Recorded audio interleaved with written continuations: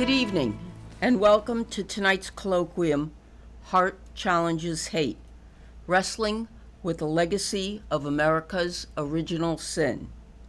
My name is Dr. Michelle Loris, and I'll be the moderator for tonight's colloquium, which is being sponsored by the College of Arts and Sciences, the Department of Catholic Studies, and the Center for Catholic Studies at Sacred Heart University. I can't emphasize enough how important it is for us to be having tonight's conversation and conversations like these. And I want to thank our panelists for taking time to participate in tonight's Heart Challenges Hate. The purpose of the Heart Challenges Hate series is to respond with knowledge, informed and reasoned discussion, faith and values to the prevalence of hatred, bigotry, and violence that we see and experience in America today. It is our assumption that as a Catholic university, we have an essential role to play in speaking against the injustice and the violence that plague America today. Tonight's colloquium focuses specifically on the anti-Black racism that is clearly woven into the fabric of American culture and society, a racism that goes back some 400 years to slavery, which is why we title tonight's colloquium, Wrestling with America's Original Sin. The deaths of George Floyd, Breonna Taylor, Ahmaud Arbery, as well as the incident in Central Park in which Christian Cooper had his life threatened by a white woman, and the many protest movements across the country have once again brought this legacy of hatred of Black people to the forefront of our lives. Our title, Wrestling With, has some biblical roots and implies the possibility of transformation and change.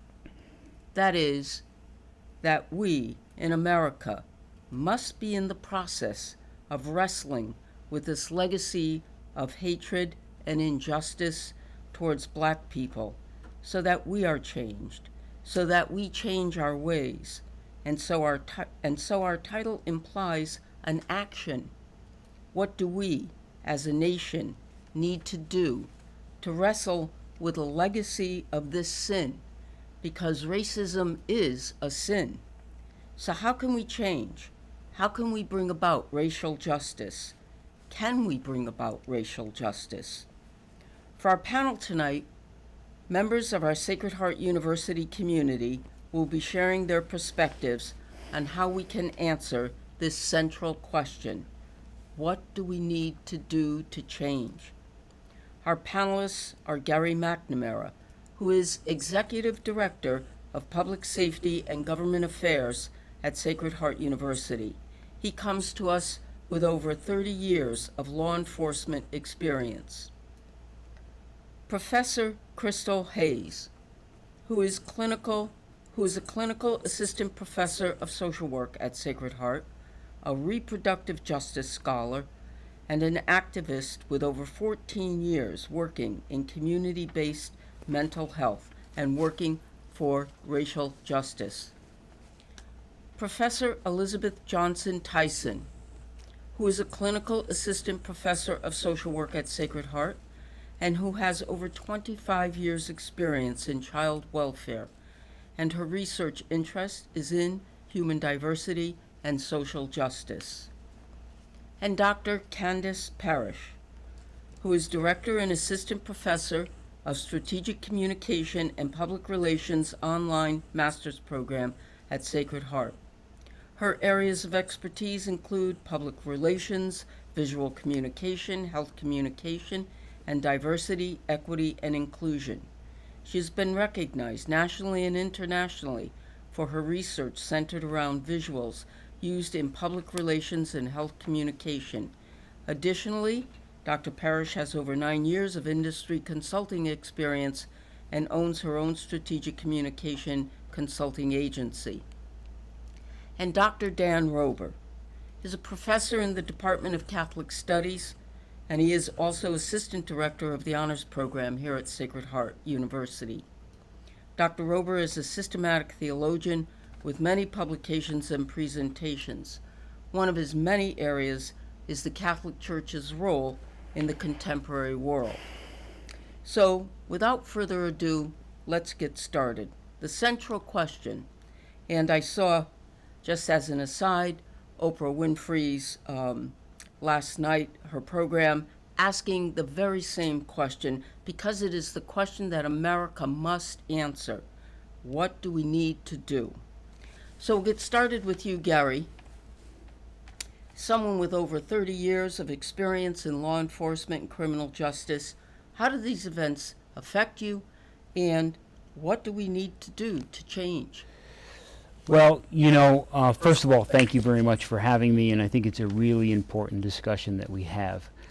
I was 22 years old when I got hired by the Fairfield Police Department to be a police officer. Wanting to be a police officer, you go through a background investigation, you're hired, you go to the police academy where you're trained. And that training involves all the requirements to make sure that you, hopefully, when you leave the academy, really understand the massive responsibility that you have as a police officer. It's very important to understand that. We have a responsibility and an authority back behind us that's really important that we understand it. However, the real training in law enforcement comes after the academy. And hopefully police officers understand that when you get out of the academy, you're trained by other officers. And I bring that up for an important discussion point as we evolve.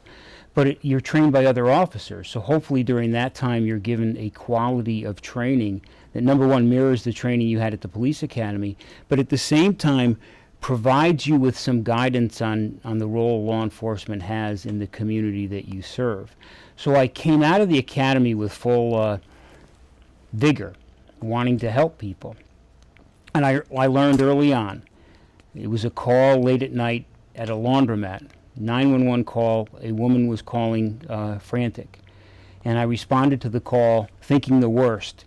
And fresh out of the academy, you always think that there's a bad person trying to hurt somebody. And as I responded, I remember the woman screaming, looking for my help, thinking that I'm going to apply all those techniques I learned in the academy, trying to find out where the perpetrator may have been. She is screaming. She brings me into the laundromat. There's nobody else in there. And I said, where? How can I help? And she brings me over to a washing machine, points to it, and says, my bath mat has been in the wash cycle for 2 hours. And she didn't know who else to call. So I reached in and recovered the bath mat, but it was an important lesson for me as a police officer early on. And the lesson for me at that moment, and this is over 30 years ago now, and I still remember that incident, was I don't define the crisis as a police officer. The people that I serve define the crisis.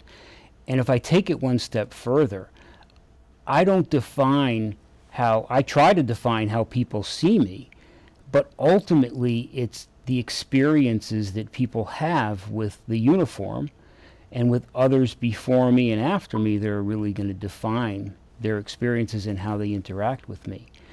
So now to this specific incident, the George Floyd incident. And I was the chief of police for 8 years, and a background in internal affairs investigation training, and it's important that we have high standards. I heard about this incident first, and ultimately it wasn't until later on that I watched the video, and I was horrified by the video. I was so angry at what I was seeing. And this is not an exaggeration. I'm not trying to be dramatic. I couldn't sleep at night. I was so angry. To see an individual murdered by a police officer, it still stays with me today. And then to see the other officer, and yes, there were other officers around the corner that you couldn't see, to see an other officer standing there while bystanders are saying that he can't breathe and he needs help, to this day affects me. And it's wrong and it's bad, and we have to do something about that. We are given that responsibility for force, and it affects me. So that is kind of like a little bit of a summary. But what do we need to do?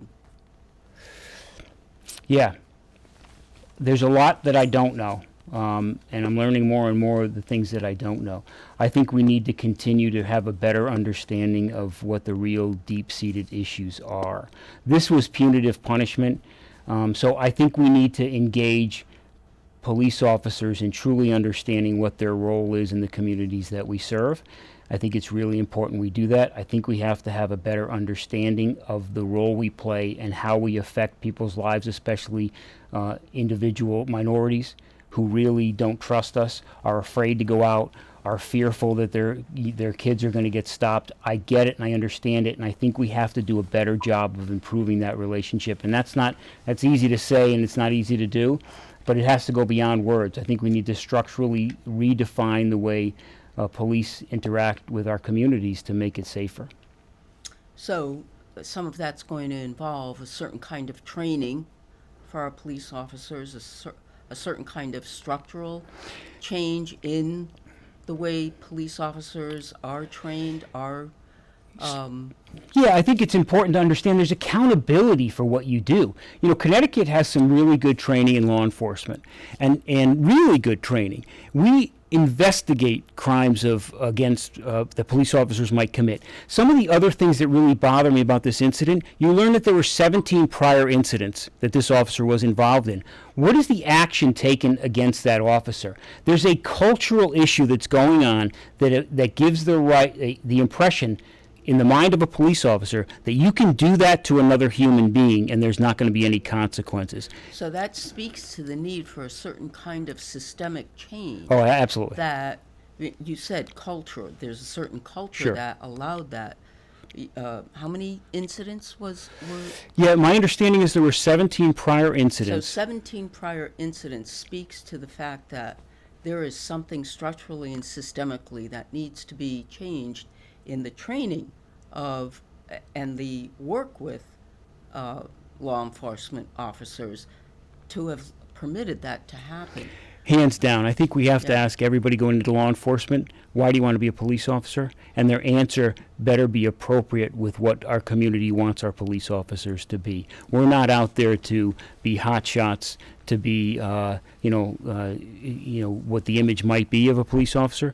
A police officer has to be part of the community that cares about the community and that understands that ultimately responsibility. The use of force should be a last resort. We have to engage and understand each other to better operate together. We just have to better understand it. And what I say when I say I don't know, there's a lot I don't know, I'm really learning more. And even George Floyd's brother, he spoke today in Washington. The impact and the statements that he said really mean something to people if they really begin to listen. We have to stop and listen to people a little bit better to really understand the effect we're having on people. And I'm committed to do that, and I think a lot of police officers are, but there's going to have to be some really systemic change in law enforcement. Thanks, Gary. And I think we're going to definitely come back to that topic when we get to the Q&A and to the discussion among the panelists. But I'd like to move to Elizabeth. Elizabeth, are you there? I'm hoping. Oh, good. Elizabeth, first of all, I can't thank you and Candace and Crystal enough. I can only imagine what it must be like for you. And I know we talked a little bit about what it would be like for you to be talking tonight. And so my heartfelt thanks to the three of you. But as a Black woman and as a parent and a professional with expertise in diversity and justice, tell us a little bit about how this is affecting you. And again, the same question over and over again. What do you think, from your perspective, we need to start to do to make change in America? All right, so we're having some technical difficulties. Just have to unmute. Elizabeth, unmute, Elizabeth. I'm good. Okay, I'm great. good. Can Sorry. you hear me? Yeah, perfectly. Okay, good. So first I'd like to thank you because when I was first approached about being on this panel, one of the things that I did ask was that I be able to speak to the three positions that I hold in my life, three of the positions that I hold in my life. And that is one of a parent, certainly a wife, but a parent, and that of a career person, a professor, and then as an African-American woman. And the reason I asked for that was because I wanted to make sure that there was some context to this conversation. It's really important that we do this with intentionality. I am intentionally sitting in front of a bare wall because Elizabeth, you got muted again.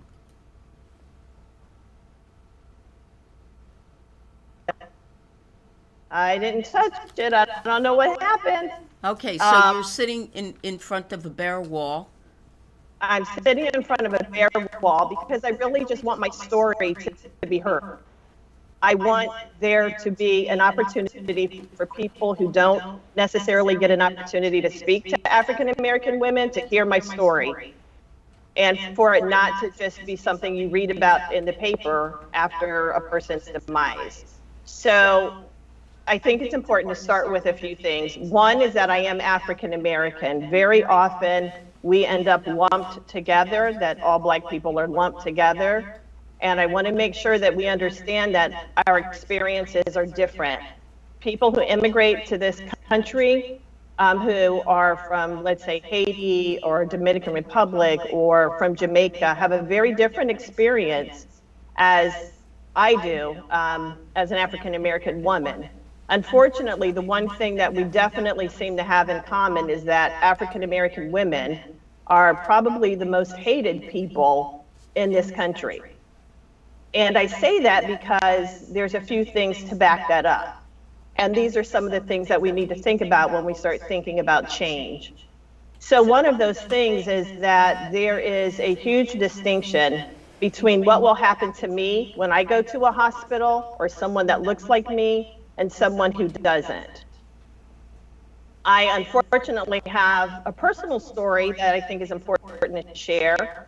A good friend of mine, a very good friend of mine, I grew up with her. She died about 2 years ago, and she shouldn't have.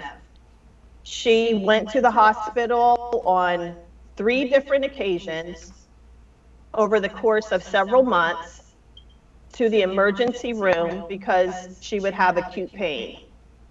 The 4th time she went, she refused to leave. And she said to them, she knows that something is really, really wrong with her. And they finally admitted her. When they admitted her, they found out that she had stage 4 lung cancer. It didn't have to go like that. She did not have to die. She could have gotten help. But because African American women are not taken seriously, we are among women in this country who, are violated against often, and then we happen to be Black on top of it, we're not taken seriously. The opportunity for an African American woman to die in childbirth is far greater than any other factor. You can just be African American or Black and show up pregnant at a hospital, and it's very likely that you may end up not coming out. So I think it's important that piece of African American experience as a woman be talked about. Another piece that I think is really important for us to look at as an African American woman is that of just the daily task of living, and that involves a lot.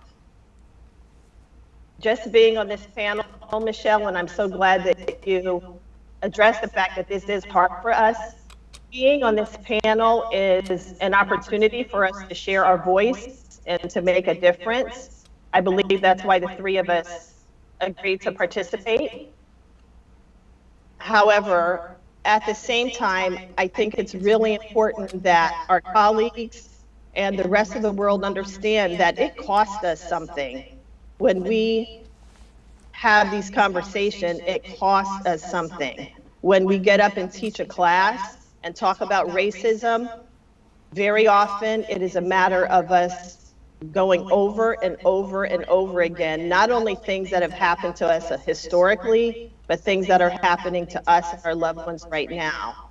So when we talk about change, what we need to do about change, I think, again, that's some of the things that we need to talk about. How do we handle those situations, and how do we support the people that we're asking to do these things of? As a parent of two wonderful, brilliant, beautiful African-American children, I have to say that it's hard. It is hard. But I wouldn't change my kids or my experience at all. I don't like the idea that I have to be concerned about my son who works at an organization where he sometimes has to work late at night. I don't like the idea that I have to be concerned about him getting off work at 2 o'clock in the morning and praying until he gets home. I don't like the idea that I have to be concerned about my daughter ever needing to go to the hospital or just being alone and wondering if someone is going to just do things to her just because of the way she looks. Those are realities that we have to live with. As a parent, I've had lots of experiences of racism happening. It hurts more when it happens to your kids. And it hurts even more when you know it doesn't have to happen in the first place. One incident happened when my son had an issue where he ended up in the hospital. And the hospital social worker was very clear that she was going to call in the Department of Children and Families because she was concerned about the injury. She didn't realize I worked there. But aside from that, the difficult part was when I told her, she asked for my address. And I told her where I lived. I happen to live in a predominantly white, fairly wealthy neighborhood. The minute I told her where I lived, her whole story changed. She suddenly understood why my son ended up falling down the stairs. She suddenly understood that these things happen. She suddenly understood that I'm a good parent. But had I been living in New Haven like she thought I had, there was going to be a call. That's ridiculous. Well, And that was from a social worker. and Elizabeth, you know, you're speaking to the central issue, which is the skin color, right? And all of the assumptions, prejudicial and bigoted assumptions that white people make when they see a black person or a person of color. Those things are oftentimes automatic, they're implicit, sometimes they're unconscious, sometimes they're conscious. But when you speak to the fact of the need for intentionality as a response to that, and I think, you know, part of what you're saying when you're saying about intentionality is the need for us to, just to go back to what Gary said, listen and be aware. How do you make explicit the implicit bias? And how do you do that for white people? How do you make them aware of the kind of prejudice that we carry and automatically make an assumption that because this young black man is here, you know, we have to call DCF, or the story about your friend who wasn't treated. And of course, we have countless stories about the black population being victimized by the COVID-19 at greater percentages than white people. So one of the things that you're talking about, or at least that I'm understanding, is the need for a kind of intentionality. I'm going to connect that and keep that in mind with the kind of systemic change that has to be made, you know, from what Gary was talking about. And we're going to come back to what to more of what you were saying, Elizabeth. Thank you so much for that Sure. really heartfelt sharing of who you are and what it's like for you to be a black woman, a black mother. I can't imagine what it's like for you to be worrying and praying about when is your son, is he going to come home safe? So thank you for that. I want to move on to Crystal. Crystal, are you there? Hi, Crystal. Unmute yourself. Make sure you're unmuted. Now, you've been an activist for over 14 years in the community. And so, yes, we first of all want to hear what all of this has been like for you. And as an activist, what are some of the things you think we need to do to make changes in America? Well, first, I want to say thank you, Michelle, for this opportunity. I want to say thank you, Elizabeth, for that very heartfelt story that you shared with us about your family and your experiences. This is quite an emotional and difficult experience for us to be here. I'm in this period of grief, pain, and so much trauma. We are here to reflect on what it means to be deeply impacted by the violence of white supremacy, toxic racism, and structural racism. There are so many names and so many stories. But as we move into this discussion about the killing of George, Breonna, and Ahmaud by police and armed white men, I have to pause and first say thank you to God. I want to say thank you to God for preparing me tonight, and thank you for protecting me, and thank you for giving me what I need when I need it, and thank you for putting me together with Elizabeth and Candace and Dan and Gary and Jason and Michelle to bring this conversation to our community. I know this is not easy for any of us to do. We don't have great models in this country for talking about white supremacy and anti-racism, and we certainly don't have, a good track record for hearing the story of pain and violence that people of color have shared with this country time and time and time and time and time again. But I'm here tonight, no doubt, because of my faith in God and for the strength and sacrifices of my ancestors. My grandmother, who was Charlie Mae Finney, was a domestic worker. She was a Black woman who grew up in the Jim Crow South and who lived in a world that did not respect her as a woman or as a mother. She lived in a world that didn't afford women like her opportunities like I have today. She died extremely young, younger than I am now. She was only 42 years old when she passed. And she passed because she didn't have access to health insurance, paid sick leave, or any of the care and resources that we all take for granted today.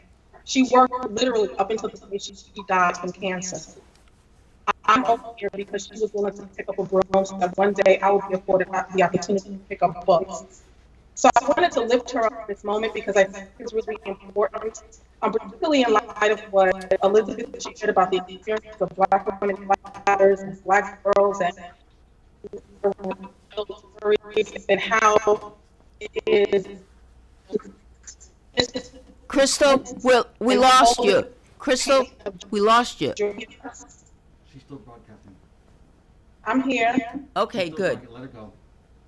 Yeah. So I just wanted to lift up my grandmother in this particular moment because I think it's important, given in light of what Elizabeth, but also in light of this moment as we're talking about the trauma of what's happening for Black folks, but also at the hands of white men. I think her story for me is reflective of what we're seeing today. But I would be remiss if I did not also pause for a second to remind all of us that we are sitting on sacred ground. Several indigenous tribes occupy the territory that's now known as Bridgeport, Connecticut, where our beloved Sacred Heart University now calls home. So I want to show my gratitude to them and all the indigenous tribes who were violently removed from their land that we share today, and in recognition of the fact that they carry the legacy of the injustices that we're actually here to talk about tonight. We have given, much airplay to either the experiences of Native women and men who have also been disproportionately and overwhelmingly impacted by COVID and in this picture. And again, for me, the reason why this is significantly important is because if we only continue to have the story, the solutions to the problem will only resolve half the problem. I believe fervently, as I'm sure all of us do, that Black Lives Matter unequivocally and without qualification. It is unconscionable, uncivilized, unimaginable what happened to George. The violence that Black people continue to face in this country at the hands of hate and the ideology that hurts all of our work is more, it's evil. I couldn't bear to review the statistics that I'm here to talk to you all tonight. I couldn't bear to think about them as simply statistics and numbers. They deserve so much more than that. Emmett Till, Ernest Thomas, and Samuel Shepard, Ayanna Stanley Jones, George Floyd, Eric Gardner, Charlena Lies, Corin Gaines, Tamir Rice, Tony McCabe. Black Lives Matter, unequivocally and without qualification. As Sierra, who protested in DC while 6 months pregnant, as she held up a sign that read, "We do not carry babies for 9 months and labor for 9 hours so that you can kneel on their necks for 9 minutes, stealing them from all of us for all of eternity." Dylan Roof, who was invited to their sacred place of worship, they prayed with him. They were 4 little girls with ponytails who wore ruffled socks and patent leather shoes to church the day grown white men tore through their bodies with a bomb, stealing them from their families and the world forever. They deserve so much more than that. Addie McCollins, Denise McNair, Carol Robinson, Cynthia Wesley and Clementa Pickney, Cynthia Hurd, Reverend Sharonda Coleman Singleton, Tawanda Sanders, Ethel Lance, Susie Jackson, DePayne Middleton, Doctor, Reverend Daniel Simmons, and Myra Thompson. We have to stop saying things like, "This is not us." This is us. It is us to devalue, dehumanize, and dispose Black people, and then ask for patience and prayers while denying them justice and truth.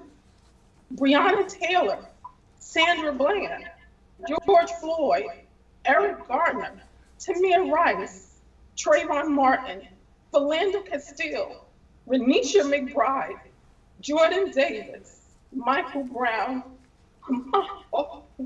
Devon Bailey, Laquan McDonald, Antoine Rose, Amadou Diallo, Michael Griffith, and the countless others. Black Lives Matter unequivocally and without qualification. We don't need and we don't want performative action and performative activism in this moment. We don't want normal. We don't want to wait for change either. So in this moment, where we are all trying to decide who we truly are and what we truly want from this political moment, I'm going to take my cues from George Floyd, who used the last moments of his life to remind us to not forget the intersectional violence of white supremacy and of race and gender, when he cried out to his stepmother when he was dying, in his dying breath. In the last moments of his life, George called this country's attention to the fact that his death cannot be separated from what it means to be a Black mother and a woman in this country who are constantly forced to endure the trauma, pain, and loss of violence against their children and their own bodies. I'm going to do what George did in that last moment of his life. I'm turning to Black women who, despite also being victims of state-sanctioned violence, white mob violence, and who have been forced to witness the killings of their beloveds, like Mary Turner, who was tortured and murdered by white men in Georgia while 8 months pregnant because she refused to be silent about the lynching of her husband, or like Darnella Frazier, who didn't think about herself or her own safety to record the murder of George Floyd, or like Rachel Juntel, who stayed on the phone with her homie, Trayvon Martin, while he was being murdered. Their loss, pain, and hurt comes from a long history of erasure of Black women's experiences of resistance and struggle for freedom and justice.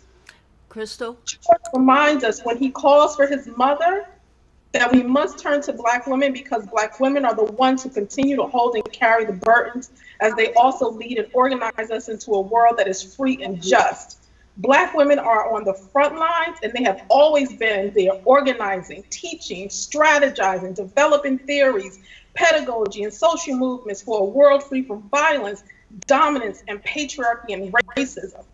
Alicia Garza, Opal Tometi, Patrice Cullors, Harriet Tubman, Sojourner Truth, Angela Davis, Anna Julia Cooper, Maria Stewart, Patricia Hill Collins, Loretta Ross, Bell Hooks, Ella Baker, Ida B. Wells, Septima Clark, Johnny Tillman, Claudia Jones, Toni Morrison, Nikki Giovanni, Octavia Butler, Shirley Chisholm, Maxine Waters, Carol Mosley Braun, Rosa Parks. Black Lives Matter unequivocally and without qualification. Amen. And Crystal, the list of names, that huge, huge list of names, we can't be numbed to that. We have to take that in. We have to know each one of those, a human being who's contributed, who's lost their life, who's suffered.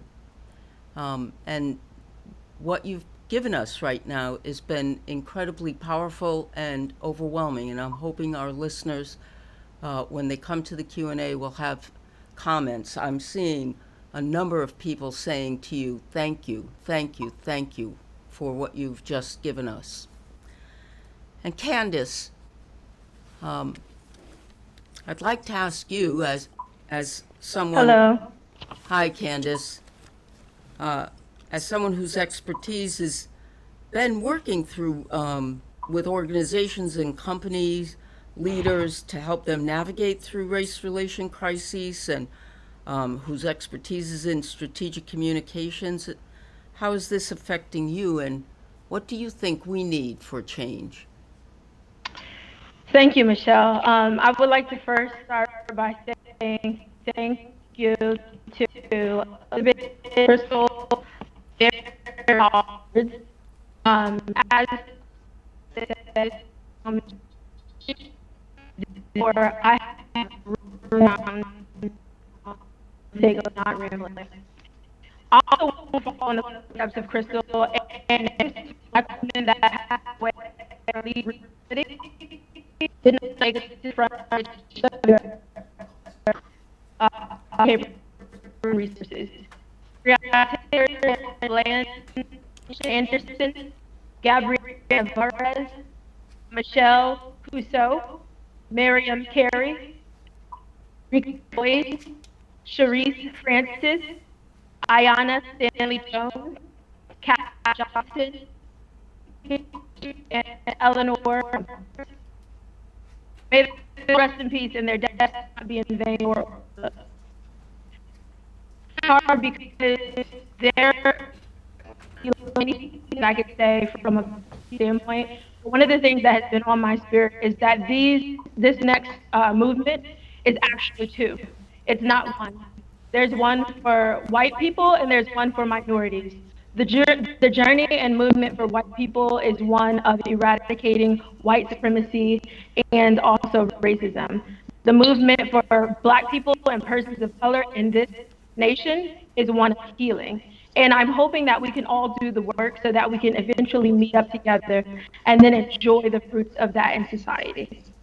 So I'm going to break down what I think could happen in three parts. The first of which I'm going to address Sacred Heart in academia. Then I want to address Black and minority students. And then I want to give you something from my work that I usually give to clients and teach to students about how to create a solid campaign. So first, to Sacred Heart in academia. We cannot be the forerunners of change if we do not first clean up the messes in our own home. Over the past few days and years, people of color, whether faculty, students, or staff, have spoken out about injustices they have faced on campuses across America. If you are furthermore unaware of the said incidences, you might start by reading Black in the Ivory on Twitter. It's a hashtag thread. And also, there's a book, Written, Unwritten Diversity, and the Hidden Truth of Tenure. Black people and other people of color continue to be oppressed on campuses across America. And because of that, we must assess and work to immediately change the academic climate first. For example, a couple experiencing does not create in a marital counseling consultancy while they themselves are standing on rocky ground. How can we help nearby communities of minorities if minorities on our own grounds are bullied, disrespected, belittled, and pigeonholed?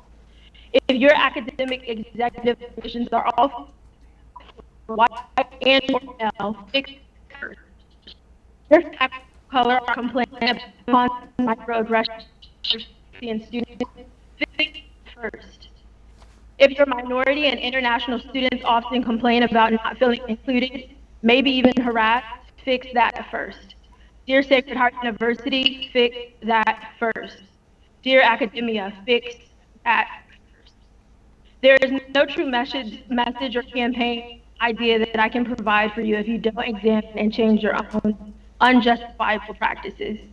As you are making changes to fix those issues, I'd like to also charge universities and academic institutions not active in preparation for tackling racism as a university-wide to and students at Shoes Campus and in general. Please know that you are loved and valued beyond words can comprehend. Your existence on these campuses is extremely vital. Your purpose in this world is extremely necessary. Please do not think that you are alone. I encourage you now more than ever to find your support networks and community on your campuses. Keep pressing, keep striving. Your opportunity for success is yours. No one can take that away. Myself, Crystal, and Elizabeth are living. If you are a faculty member or staff, huddle around students of color. Protect them. Make sure that they have what they need. Make sure that they have someone to vent to. It is our duty.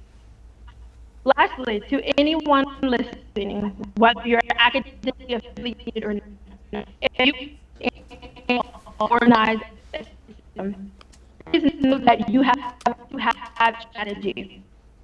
As a public relations professor and one of the practices that I preach the most is the proper construction of strategy or campaign. Now is not the time for action to exist solely on the tactical level. That is the easiest way to engage in organizing that doesn't actually hit the target, what needs to be accomplished. And further, it's costly and time consuming. We also have the opportunity to organize on different levels, small, and so I'm sharing with you the components of campaign construction so that you might have a guide how exactly to build a cohesive campaign that is on target for strategy. Every campaign should consist of the following elements: a goal, ultimate plans that you wish to accomplish, a vision, a direction for your journey, and an objective, time-specific measured outcomes, strategy, statement of action, practice, specific acts to carry out to accomplish a campaign strategy, and then also a budget and time needed. To build out a campaign using this method as a guiding frame, you are far more likely to create objective strategies and tactics that actually target changes needed. It is also a great way for evaluation of your campaign or strategy. Again, it can be used to create strategies both big and small. This framework can be used to create strategies for speaking about racial justice, creating a strategy engage in to change unnecessary and just law, or it can be used to create a national campaign that will for certain meet the mark of purpose. It can be used on all levels, as stated before. I have previously created a worksheet with this guideline. If you want to reach out to me, you can find my information on the Sacred Heart website, and I can give that to you. Measure is small, but it's very, very, very impactful, because too many of the things that we come up with are actually not helping to fix the system. We need to make sure that we are very precise and in our strategies and racism is a crucial step in making sure we don't lose another Black life. Thank you. Candace, thank you. Thank you for those really very concrete and strategic ways. I think it's really important for us, especially as university professors, to be thinking about what we need to do in academia. And I certainly think that there are other institutions that need to think about the kinds of structural changes that will need to be made. And some of those recommendations that you made are things that we need to go back to and to talk about. I want to just insert here, we've been having some technological difficulties, so we will make the script of tonight's broadcast available for our audience. I know some of the audience have, I see some of the comments saying that there's a lot of feedback, that they think that this is a really important conversation that we're having. They're missing some of the words and they want to hear that. So please know that all of this information and all of these valuable presentations will be made available.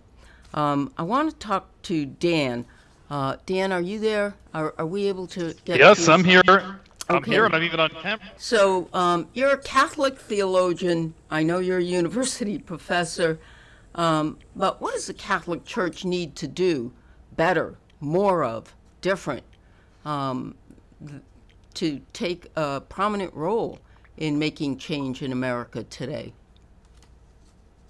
Yeah, well, the first thing you need to do in a situation like this is to admit of a problem. And we as Catholics in the United States have a serious problem with racism and white privilege. And this problem is deep-rooted and has a number of facets. Catholic religious orders, such as the Jesuits, have been slave owners.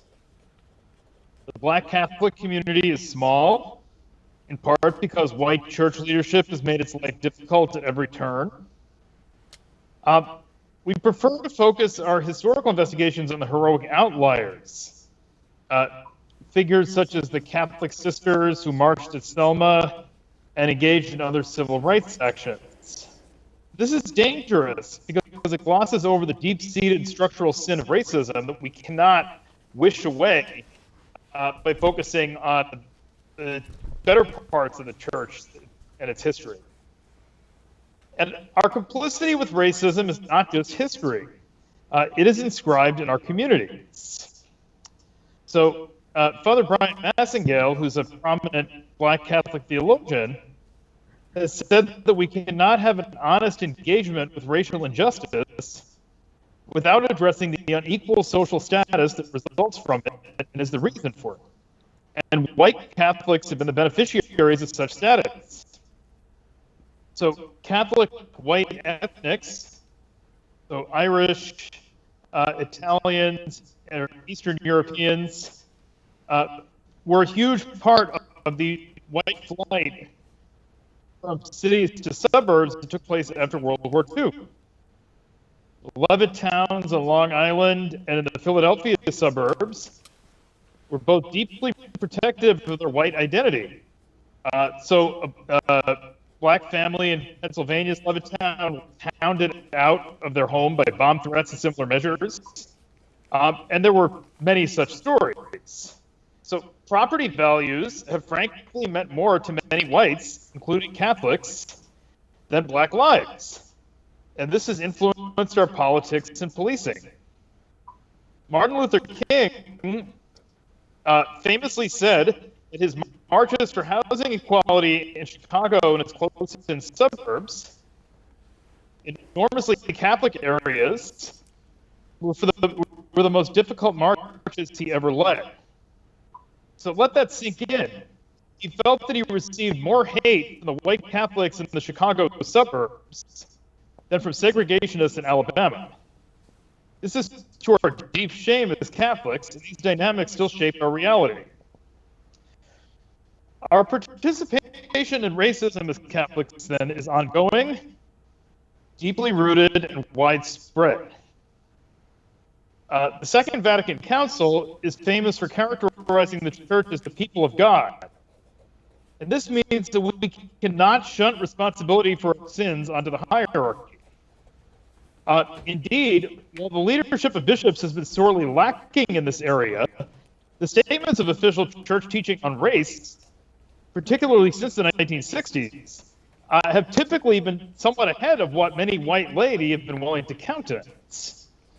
So the most recent U.S. bishop statement, Open Wide Our Hearts, has been described by Father Massingale as woefully inadequate, but controversial to many Americans, precisely because it, in fact, does acknowledge the reality of systematic societal racism. It doesn't, however, get into categories like white privilege. So some recent statements, including the most recent one by Boston's Cardinal Sean O'Malley, have gone further into affirming that Black Lives Matter particularly, and using that slogan. So, as a Catholic university founded on lay leadership and the Catholic intellectual tradition, we at Sacred Heart have a responsibility to be leaders in this regard. I think that often Catholic initiatives in higher education in this regard have been step forward, step back.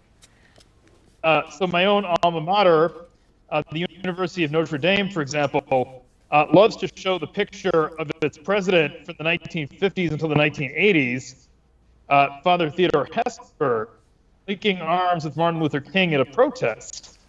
There's in fact now a statue of this moment in South Bend.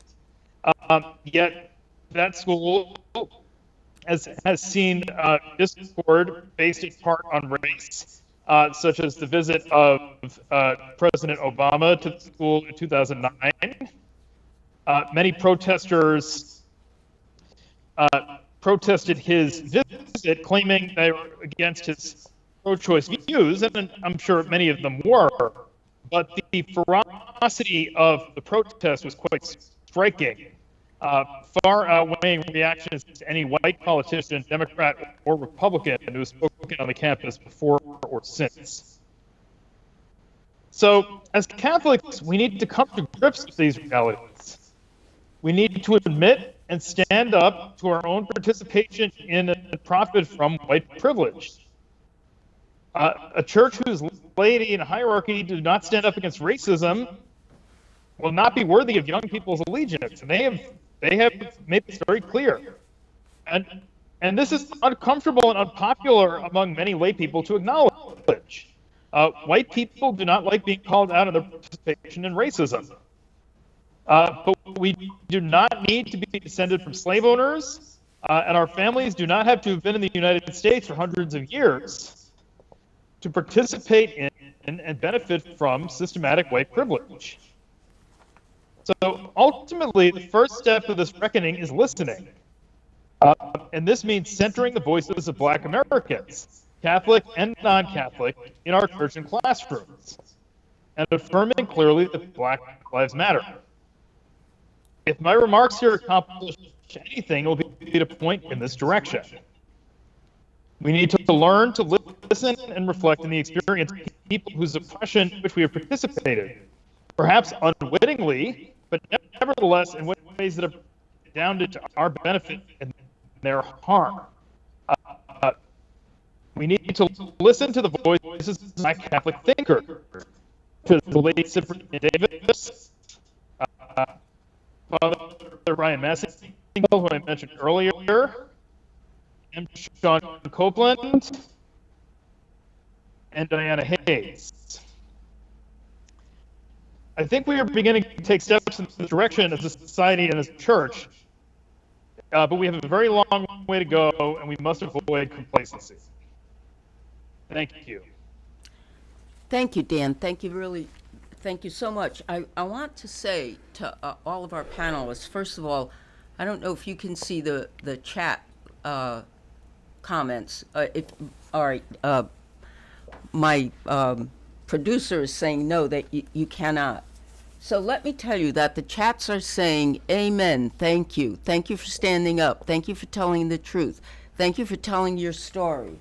I'm really loving everyone's comments. I want to get the transcript of this presentation tonight. Please do this again live. These stories are really powerfully important. I'm really loving everyone's comments.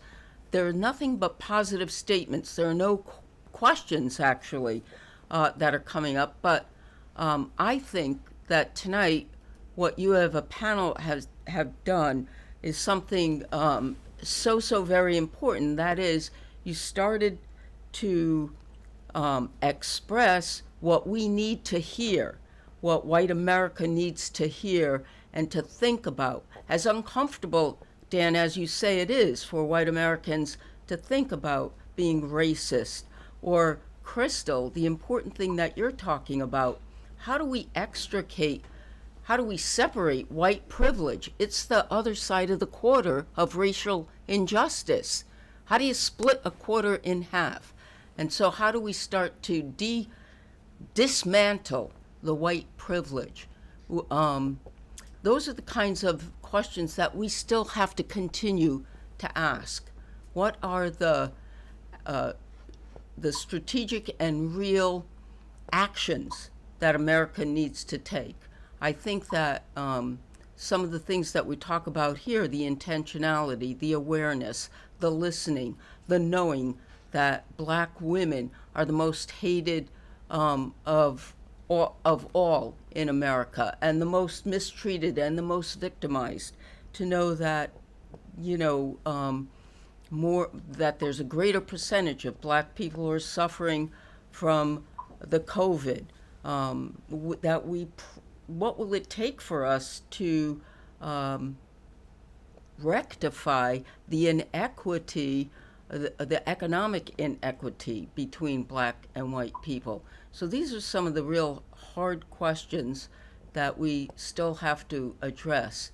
I don't know if some of you have some thoughts, if you want to take a stab at anything I've just said, because I think it's important for us to make changes in the police enforcement, training, etc.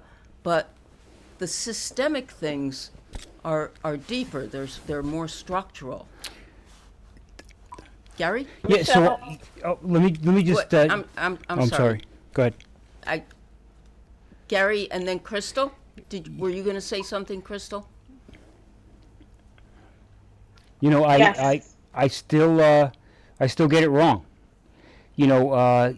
Hearing tonight is what it's all about, is understanding what I don't know. And I think that we have a tendency in everything we do to narrow our focus, to look for that resolution in a very narrow approach. And I think the reality is that we need our police officers and others to listen to what we listen tonight to. To really affect change, we have to have that understanding. And so this goes beyond policy procedure. It goes into a deeper understanding, and I still tend to get it wrong. And I think that we all have to understand that from a law enforcement perspective, from police perspective, we need to be part of every community, and this is really good to hear that. So we have a lot of work to do, and this just cemented that. How are the Can I add protests something to really? that? Go ahead, Crystal. I'm sorry. Go ahead. So, it's complicated and it's not complicated. There are a couple of things that I think we can do in the immediate future. I know that there's a lot of conversation about what happens at the interpersonal level, and while I do think that that's important, that's not entirely the thing that I'm most worried about. I really don't care if people like me or not. If they don't like me, that's fine.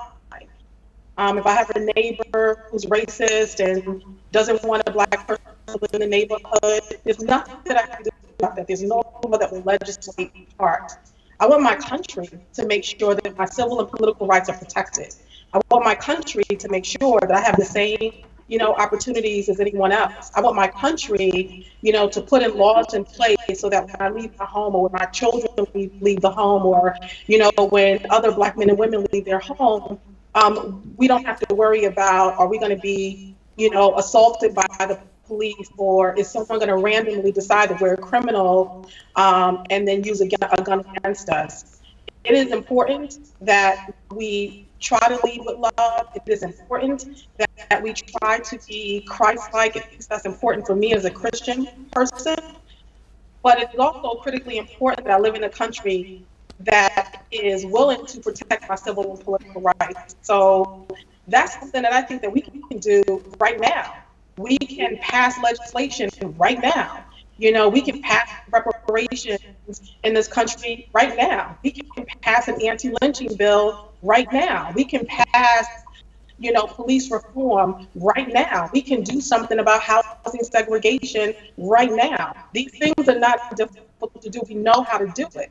We just need political will to want to take those steps and do it. We don't need another research study to tell us that there's a wealth gap and an income gap. We don't need another research study to tell us that there are health disparities, that Black women are more likely to die from childbirth than any other woman in the country. Even when you say for a class that, white women with a high school diploma are less likely to die in childbirth than a Black woman with a Ph.D., there are things that we can do about that right now. Could I Thank add you, something Crystal. to that, Michelle? Go ahead. Was somebody else? There's another side that I think we also need to look at. I think everything that Crystal just said, I absolutely agree with everything that's been said. But the other piece that we need to really look at is the racism that is going on and affecting the internalized oppression, the internalized racism that we as Black people are contending with because of all of this.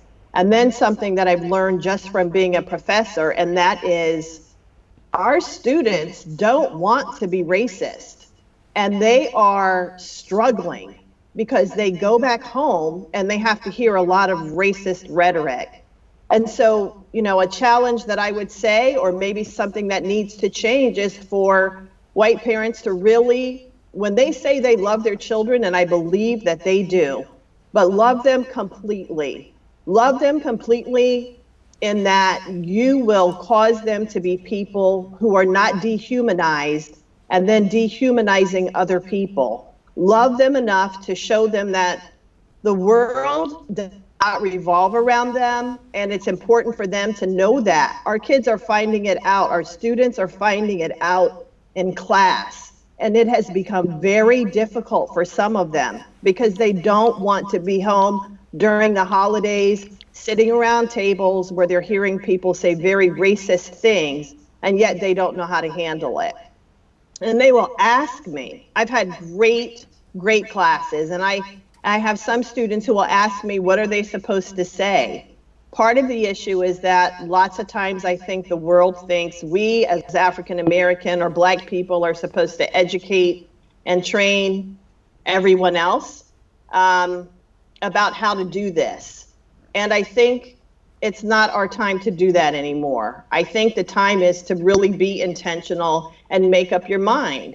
I don't believe people wake up and say, I want to be racist today, but the problem is they don't wake up and say, I don't want to be racist. Wake up and say, I don't want to be racist, and then figure out the steps that you need to take. Read our history. Read about us. Learn of us. It's okay to say hi to a Black person without expecting anything in return, but just know that we welcome it. When you see a new Black person in a new place, don't assume that they don't belong there. Ask questions. We have so much more in common, I really believe, as human beings than we don't.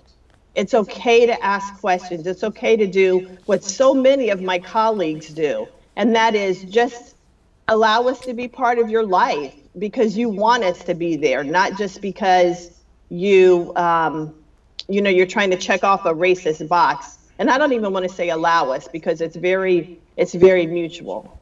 But be intentional. Be intentional like Kate, who takes the time to actually get involved with Black people in the community and then learn of them and befriend them. Do the work, read the books, and there's lots of books out there now.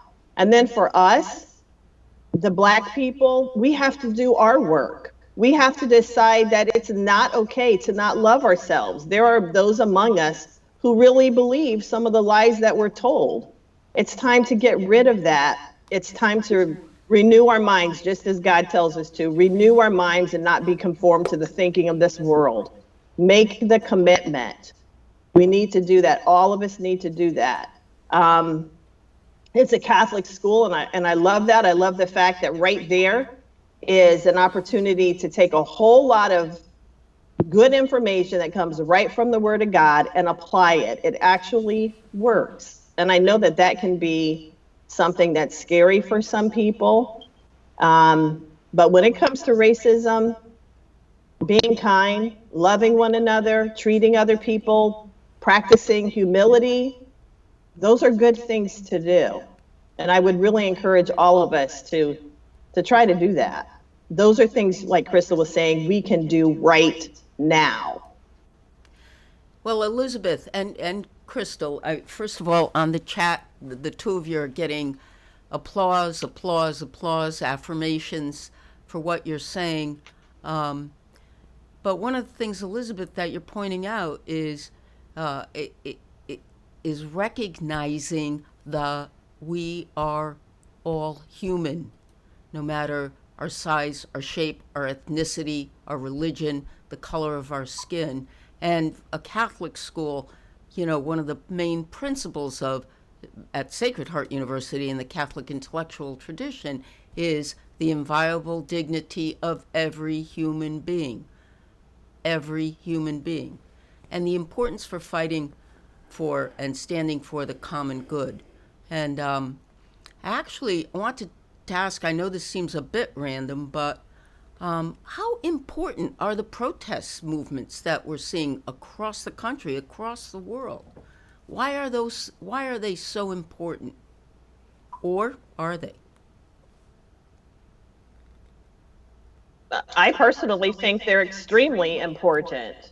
And I think that we're starting to see the benefits of them. And they actually give the opportunity to show that there is that commonality of humanity. There are people who believe in each other and believe that Black lives really do matter. It's an opportunity to show it and to demonstrate it and to help us believe it and to know it. One of the things that I think it also does is that it demonstrates the fact that we're not minorities. We are not less than. I hate that word. We are not minorities. We are minoritized people. We have been minoritized, but we are not minorities. And I think that when you start thinking about the protests and the demonstration movement that's happening right now, I say thank God. I thank God that it gives people who haven't had an opportunity or have not really known how to show that they are standing with us and behind us. It gives all of us an opportunity to work that through together. So I'm thankful, and I appreciate it. I do too. I want to just piggyback off of what Elizabeth said. I don't think it's. Can you guys hear me? Yes. I want to hear what Elizabeth said for us to even begin to see who we are today and have for lives and go through the will have to joy. I feel a little irritated by how the media refers to people less trusted, and me, and the destruction of property. Because to me, it oftentimes feels like we're equating the loss of life with a broken storefront window, and we know those things are not the same. And the idea that we can look at people who've been in pain for generations, and the idea that we can people literally just watch, somebody they love, a member of their family, their brother, their father, their son, murdered in broad daylight, and have it be put on cable news on a 24/7 loop and not be completely full of rage is not reasonable by any set of circumstances.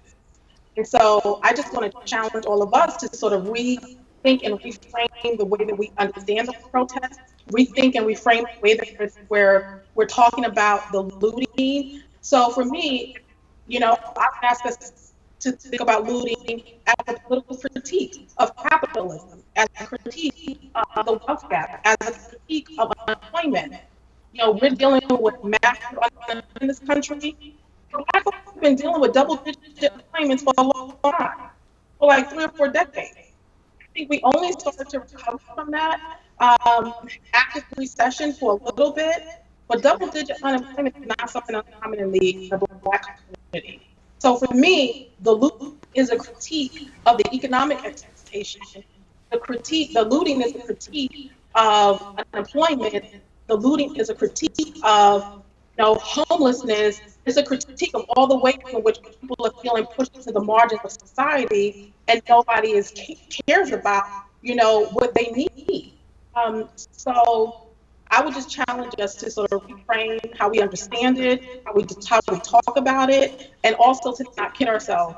We would not be here today with all 3 of the police officers or 4 police officers charged with murder of George Floyd had it not been for the mass mobilization of people from all kinds of races and ethnicities and from all over the world who basically are saying to us, enough is enough. Thank you, Crystal. And we have just 1 minute before we close, and I want to see if any of the panelists has any remark that they'd like to make. We have 1 minute, and then I just need to say a few words before we close. Dan, you look like you want to say something. Yeah, so one thing I wanted to say a while back, which kind of ties into both of the last 2 questions, right, is that I think and I think this is what our students and I find hard to understand, right, is that for white people, racism is, I think you could talk about it almost like it's like an addiction, right? It's something that is hard to admit to oneself because there is a high, there is a benefit from it, right? And it's hard to, sometimes it takes hitting rock bottom or being shaken up in order to realize, like, you have a problem. So what you look yourself in the mirror and say, I have a problem. There's something wrong with me here. And I think events like what we're seeing, like the protests, have the effect of stirring people's consciousness of saying, like, I am implicated in this. I am addicted to this. I need to try to acknowledge that to myself and see what I can do to do better, knowing that it's hard to fully extricate oneself. Because, again, if our society is so saturated, it's very hard to even start extricating oneself, I think, as a white person. But these protests and what is going on here is allowing more people to look themselves in the mirror and say, I need to do better. I need to level with myself that I'm a part of this and I'm benefiting. So, Dan, that leads me to announce that our next presentation will be on white privilege. And I think at that point, we can talk more too, Crystal, about the kinds of recommendations you're making, the kinds of things that we can do now to make those changes. And Elizabeth, the kinds of things that you talked about what white people need to do, about black people loving themselves more and not accepting the negative messages that they've been receiving for hundreds of years. I see that the audience has repeatedly said we need to continue to have these conversations, and how important this conversation was tonight. People want the transcript from it. So I can say to our audience, you will get the transcript. We'll post it on our website, so it'll be available to everybody. And we intend to continue the Heart Challenges Hate conversation about America's original sin, the sin of racism, and how we have to take action. What actions do we need to take to make the changes, the structural, systemic changes, immediate and long range. To the panelists tonight, I can't thank you enough for all, for sharing, for, I know it cost you something, Crystal, Elizabeth, Candace. I know that, I could hear it in you. The audience is saying it over and over again. I wish you could see the video chat, thanking you for sharing your stories, for sharing yourself one more time. I think your words are not going unheeded this time. I know it's tiring to have to get up and say the same old and not have people listen, but based on the audience responses, I think we're hearing. Dan and Gary, I want to thank you so much for the contributions that you made to tonight's conversation, and I hope all of you will help me to continue these really important conversations, which clearly the community out there is saying we need to have. So thank you all, and we'll keep on talking. This is really important. To our audience, good night.